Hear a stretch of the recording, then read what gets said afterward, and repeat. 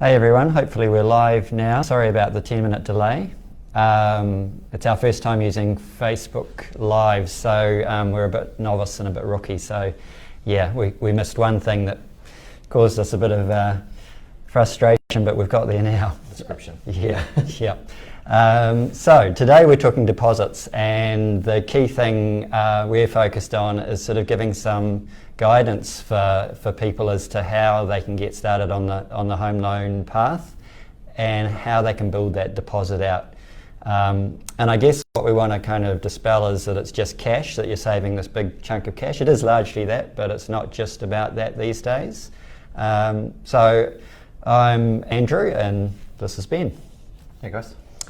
Yeah, so I'm going to be asking questions and Ben's hopefully going to be answering them. We have comments showing on our screen, so if you've got comments on the way through, put them in there and we'll come back to them at the end and answer as many of those as we can. So just as a starting point, Ben, what level of applications that are coming through Tella are first home buyers? What would you expect? So I'd say 8 to 9 out of 10 applications would be first home buyers. Mm-hmm. So in this current market, we've seen investors back off just with a few changes with how that works. And a lot of it is, it's first home buyers ranging from 25 up, even into the 50s, still getting there, using KiwiSaver and things. Yep. So, yeah. And what would it normally be? Like in a normal market, like pre-COVID or whatever, what would you expect that would look like? Previously, during sort of that COVID lockdown, I still would have said it was 50-50. So there was a lot of refinancing. Part of it is also interest rates keep on going up, so we don't have as many people refinancing because they'd be refinancing off lower rates to higher rates. Yeah. So we're not seeing that as much. Yeah. It really is still it's a good first home buyers market. Yeah. So it is kind of skewed at the moment towards first home buyers, and as Ben says, it's a good market for it. Now, the downside of the market at the moment is that we're in a bit of a recession, and the cost of living's gone up. In some cases, not kept up in terms of pace when it comes to wages. So, are first home buyers able to actually save for a deposit? Yes, but probably not. Expenses are quite high. Expenses are quite high at the moment. So yes, because there is KiwiSaver. So we have everyone, they're working, they're putting towards KiwiSaver. I'm seeing higher contributions where originally people were putting in 3%, that minimum towards KiwiSaver. It's not uncommon now to see 6% or 8%. There is quite a focus on people putting money aside that way. So it's more untouched, and that's building up their deposits, which is, we can go through what we're seeing, but predominantly KiwiSaver is a big portion of what people's deposits are. Yeah. So what are those options? What are we seeing home buyers use to kind of build out the full deposit they need to get into their first home? Yeah, so if we take a standard deposit as being 10%, so that's the minimum really to sort of get in there, unless we're doing a Koingora 5%. But if we say 10% of the purchase price is your deposit, it really is quite a mixed bag. So we'll have quite a portion, maybe 5 or 6% of that is KiwiSaver. Normally there's, if it's a couple, one will have more than the other, but that's all completely fine. And so we'll have a KiwiSaver in there, we'll have a little bit of savings. Now, actually I'll mention the cash savings. Because of what you're doing and buying, you need to cover legal fees and registration costs, registered valuation costs. So often what happens is that we try and hold back a little bit of that cash for those things that you have when you buy a house. So, because you've got moving costs and things like that too. So the cash we kind of park aside. So we have your KiwiSaver, first home grants, which nobody looks into. It's there, people don't know how it works, but if you're earning as an individual under 95,000 or as a couple, under 150,000, that is potentially free money. So how does that work? Talk a little bit about first home grants. Yeah, so where they were completely unrealistic because they had these house caps. Now, in the past, it used to be, we'll say for Auckland, that you had to earn under these income caps and also purchase a house for say under $600,000, which wasn't practical, to be able to get that money. Now in the certain places in the country, the house caps are being increased up to $925,000. So some parts is $400,000, other parts, Wellington, Queenstown, they're up to $925,000. So it's quite realistic for a first home buyer or couple to be able to get in there. Now they have those the income caps, which is $150,000 for a couple, but $150,000 goes quite a long way towards getting a home loan. Yeah, it does. And the first home grant can be up to $5,000 for an individual, or $10,000 for an individual buying a new build. So if you've got a couple getting a new build turnkey home, for example, that could be up to $20,000 towards your deposit. Yeah. So, and on that turnkey home, what could I borrow up to? So turnkeys are LVR exempt, so loan to value ratio exempt from the rules. So 10% deposit is ideal with those. And yeah, as I said, the maximum for that to get the first home grant is $925,000. So using that as an example, that's the highest you can get. That's a $92,500 deposit required. And if you can get the first home grant, there's already 20 grand. Yeah. So that's another, you only just need 70 from KiwiSaver Savings Gift. Actually, that's something to touch on as well, is gifts. Yeah, so like talk Bank of Mum and Dad. Talk about Bank of Mum and Dad and how buyers or how first home buyers are using family to get that whole piece sorted out, or where they can. I know it's not everyone is able to access that, but talk about that. Yeah, so if somebody's in that position, which we're finding a few people are, it may differ. Some applications or some requests, there's been a $5,000 contribution from family, which can make that little bit of a difference just to get it across the line. And then some others is a bit more. So that we're seeing is $20,000, $30,000 or even $50,000 as a cash contribution. With bank lending criteria, ideally 5% of the deposit should be genuine savings that's come from the couple, and the difference can be made up from the Bank of Mum and Dad. And it's really common. We generally find that once we've got pre-approval, it's a very easy conversation to have with parents to go, we've done our bit, we've saved up, and we've got pre-approval. However, the house that we want is a little bit more expensive than what we've been pre-approved for, or what we can get deposit-wise, and the parents will generally help out with another sort of $5,000 or $10,000 to get things across the line. So if you had to try and sort of pigeonhole it, and I know it's a bit hard to do this, but what would the most common scenario be that you see for first home buyers? So we'll see about sort of 50 or 60% of their deposit from KiwiSaver jointly. We'll see a bit of cash. Generally that sits at sort of $8,000 to $10,000. That's been cash savings. And by cash savings, that may be in shares as well. It needs to be cashed out. The old actual physical cash isn't really happening anymore. And we'll see people that have been putting aside money.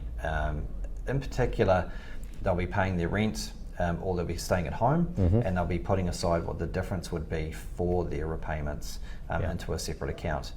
And they're really saving it up, not even necessarily for their deposit.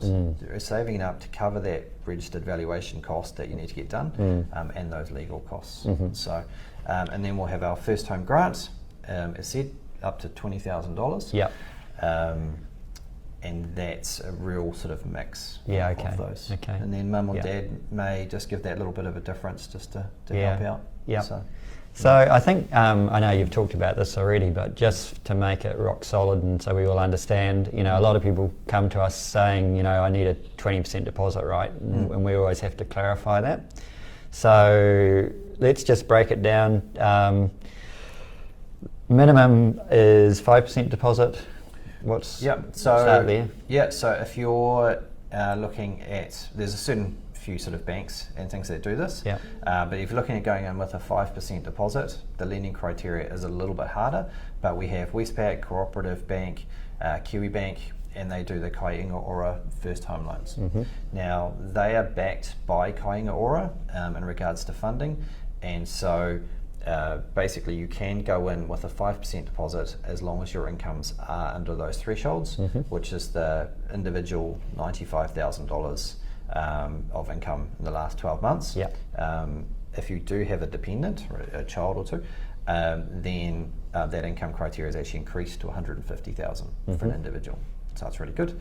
And for a couple, the income criteria is $150,000 as well as total earning in the last 12 months.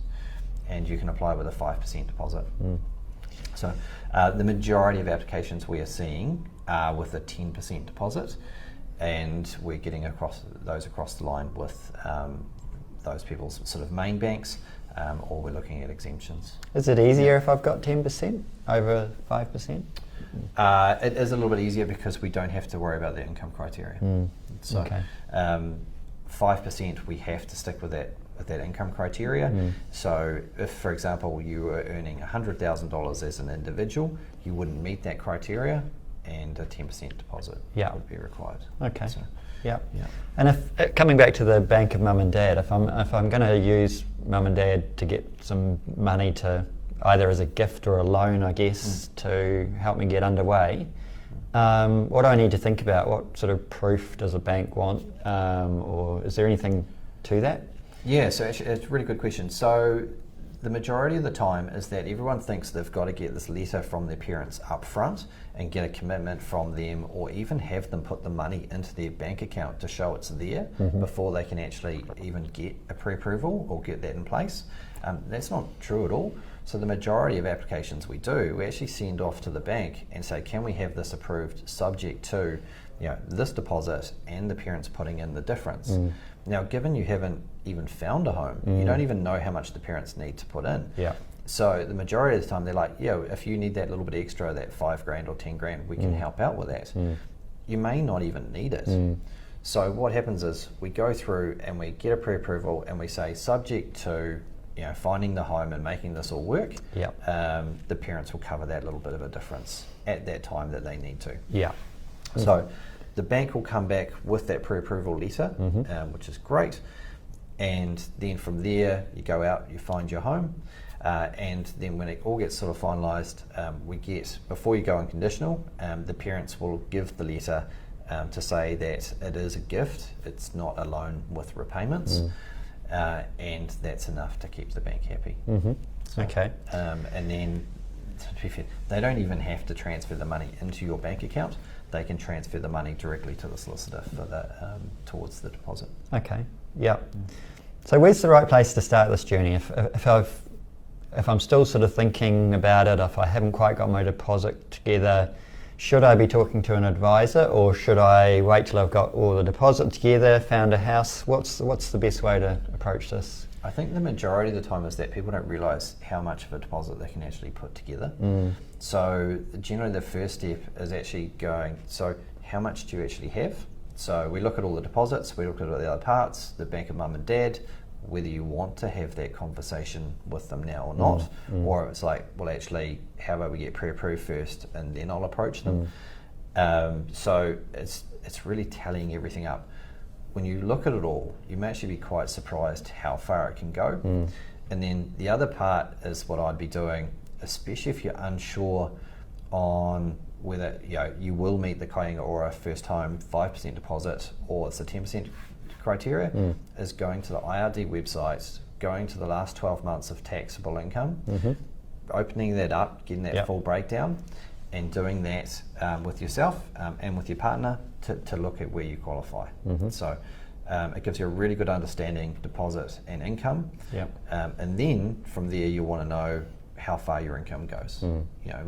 So how much do I earn, and how much is that going to give me as a home loan, so that you can total up that with your deposit.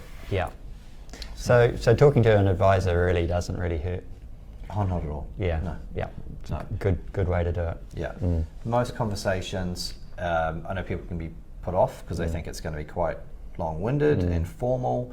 It's not like that at all, not with us. Generally it's 10-15 minute catch up to get an understanding, and then we'll go back to you and say, hey, check this out, find this information, see what you're eligible for. We'll help out with the websites if need be, and really get you on that path. Yep. And then we have an actual formal catch up. Yeah. So, Okay. What, just as an example, what could I expect that time frame to be between sort of me coming in and getting a pre-approval and actually settling on a house? What do you see across the board in terms of first home buyers? So actually, if we went back 12 months, it used to be really quick. So we'd see people get the pre-approval in place. That may take a week with the bank turnaround times, and then people would go out looking for homes, and there's plenty on the market, and they'd put in an offer, and then as quick as a month later, they'd actually be in their houses. That was pretty normal. Now, however, because with houses being sold, if there's anybody renting them, they've got to be given like 90 days notice. So we're actually seeing most of our settlements are actually 3 months in advance. So people that are purchasing houses now won't be moving until Christmas. Right. Yeah. Yeah. So Okay. very long settlements. Yeah. Which actually is really practical, because between the time of paying the deposit and actually settling in 3 months' time, you've got another 3 months to save up before you kick into those home loan repayments. Yeah. Okay. So, yeah. Hey, I want to jump back a little bit to the Bank of Mum and Dad discussion. Once upon a time, it was quite common for Mum and Dad to just give a guarantee and not cash. Is it still an option? It is still an option. We're not seeing it too often because the parents are kind of like, oh, I'll go to the bank and they'll borrow the money and they'll hand it over. So it makes it a little bit easier. But you can actually use your parents, the same bank as your parents. So if they banked, say for example with ASB, you would also go to ASB as the bank. And what happens is we do a small loan over the parent's property that you pay for over a short period of time, say 5 years, and that covers the difference in equity. Okay.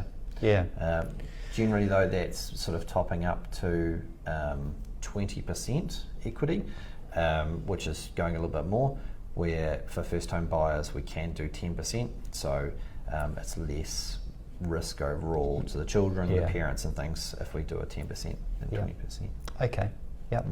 The last question I've got in mind is, obviously I can come to you and get a pre-approval, so I've got an idea of what I can afford to buy. But does it help if I've actually got a home in mind, if I've sort of identified a property? Oh, that would be fantastic, really. So it gives us an understanding and it gives the bank an understanding of what you're looking for. So we get to know whether you're trying to look for an existing property or look for a turnkey, so a new build or sort of a progressive build, and there's different criteria for both.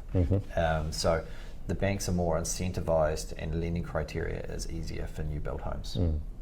So it gives us an idea of the area you want to buy in, if there's any other costs associated to that, because we're still focusing on what those ongoing costs are. So if you've got a house in mind, we can look at sort of the rates, the insurances, everything, get that bigger picture, and from there we can look at that pre-approval. And the banks find it so much easier as well to look at that. And just on that, you've sort of indicated that new build's a good option because it sort of works for everyone, including the banks. If I just want to buy an apartment, any issues with banks in terms of apartments, things I should consider? So apartments are a little bit different.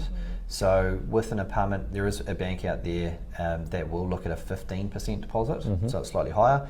Obviously, the good news is most apartments are cheaper than buying a home. So the deposit level for an apartment generally sticks at 15% as an entry level. Once again, though, if it's a new build apartment that's just been done, then criteria can be as low as 10% as well. But for an existing, it's more 15% and then up to sort of 20. But with apartments, there is the body corporate as well that we really need to focus on. And then we need to know whether it's a freehold apartment or a leasehold apartment. There's a few legal terms to chuck in there. But it's completely achievable. So so it is an option. Okay. Well, I think that's about it for questions that I've got on my list today. If there's any that you've got, please make a quick comment now and we'll talk to them. This will go up on our YouTube page, so you'll be able to watch it again later if you haven't seen it all today. and we'll have more of these coming up in the near future now that we know how to use Facebook Live. So Ben, is anything else from you? Or? No, it's all good. But yeah, good to give this a try out, and I think there's going to be a few more times with this. Yeah, that's good. Okay, I can't see any comments coming up, so I think we'll call it a day and see you all again soon. Cheers. See you. Bye.